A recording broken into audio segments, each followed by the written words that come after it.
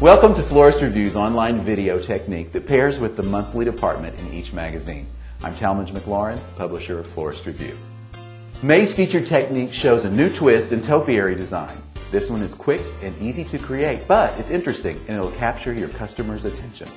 For the base of this topiary design, I've chosen a clay pot. It's called a rose pot because it's a little taller and more sleek than other clay pots. It's from Jackson Pottery, and I have filled it with plastic foam, but I've also put a few rocks in the bottom of this clay pot because the things that we're going to put on top are going to be heavy, and it needs the extra weight at the bottom to give it more balance. For the first sphere of this topiary, I have found from Autograph Foliage this wonderful podocarpus sphere. It's made out of plastic, but it's very realistic. And if you will notice in today's permanent botanicals, many times plastic is the chosen medium because it's nearest to nature. I simply set this sphere right on top of the pot, and I'm going to take 3 dowels and insert them into the foam. I'm making a triangular formation with the dowels so that I can set another sphere on top of this podocarpus ball.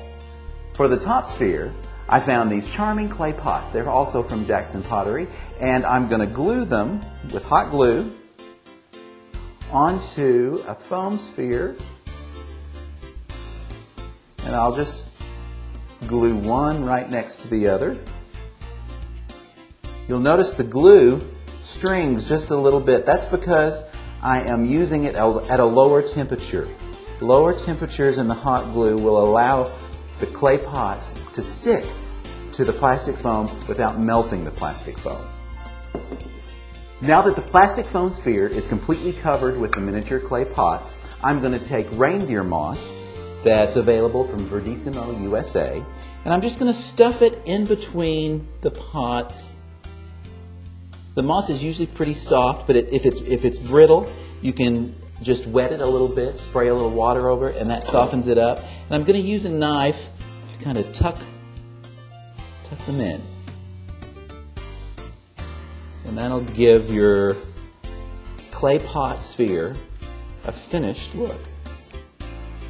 Now I've trimmed down the dowels just a little bit, but I don't want them too short because they have to fit in between the clay pots and insert into the foam ball.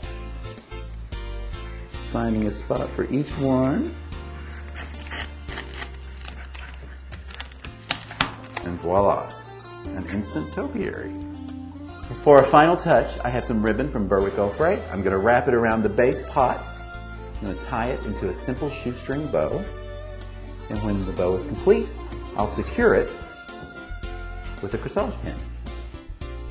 If you like topiary design, you can find more inspiration in Florist Review's 101 How-To Favorites Volume 2. There are 5 topiaries in this book.